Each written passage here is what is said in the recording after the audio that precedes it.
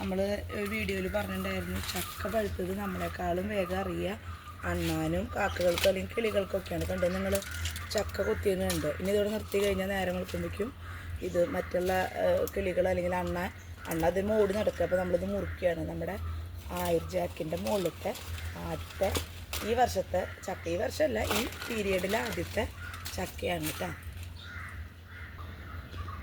അപ്പോൾ നമ്മൾ ഇത് മുറിച്ചിട്ട് വീട്ടിൽ പോകുന്നുണ്ട്. അപ്പോൾ വീട്ടിലേക്ക് ഒരു കഷ്ണം കൊടുക്കാൻ വെച്ചിട്ട് അവിടെ ആയുർ ജാക്കില്ല, ഇവിടെ നാടൻ ചക്കകളുള്ളൂ.